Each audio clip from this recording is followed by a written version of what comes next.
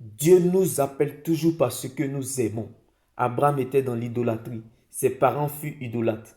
Mais il a fini le père de la foi et le père des nations. La fin d'une chose vaut mieux que son commencement. La course ne s'arrête pas au milieu, mais plutôt à la fin. Que les gens veuillent ou pas, tu entendras la voix de Dieu comme Abraham. Dieu se révélera à toi. Il changera ton identité et il changera ton nom comme Abraham qui est devenu Abraham, bien-aimé dans le Seigneur. Car on ne jette jamais l'or qui est souillé de la boue. Tu vaux plus que de l'or aux yeux de Dieu. Tu vaux plus que de l'argent aux yeux de Dieu, bien-aimé dans le Seigneur. Dieu n'a pas peur de mettre sa sainte main dans cette boue. Il n'a pas peur de souiller ses mains pour te prendre dans cette boue parce que tu as du prix à ses yeux.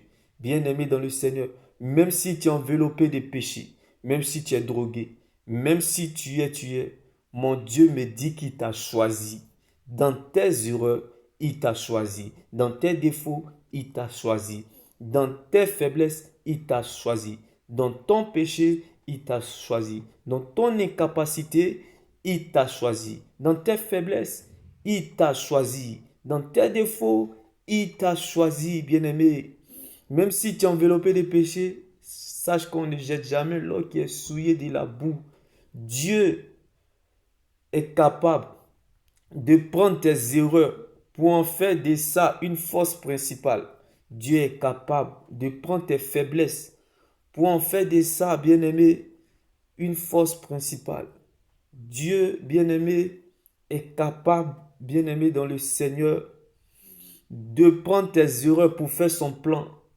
Comme Abraham qui était idolâtre, qui est devenu le père de la foi. Alléluia. Car Dieu n'appelle pas les qualifiés, il qualifie ceux qu'il appelle. Dieu ne choisit pas les appeler, mais il appelle ceux qu'il a choisis.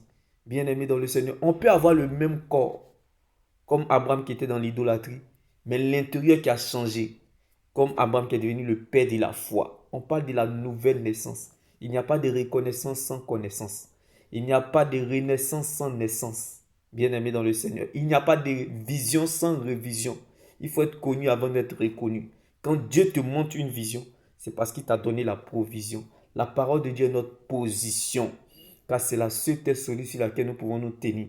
C'est la seule prophétie qui n'ira jamais son but. Elle finit toujours par remettre chacun dans le couloir de sa destinée. Parfois, nous n'avons aucune idée de l'endroit où la parole de Dieu nous mène, mais nous la laissons faire. Probablement, elle connaît la route mieux que nous. Car lorsqu'elle t'attend à la tête, elle compte sur elle-même pour t'accompagner.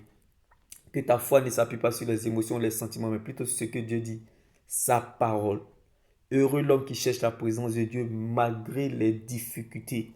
Car la royauté ne se vit pas à l'extérieur, mais plutôt à l'intérieur du royaume.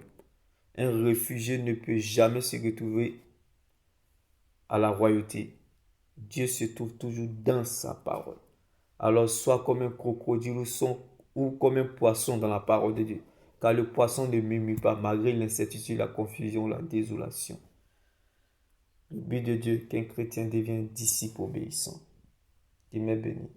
Que Dieu prenne la forme de ce qui te manque.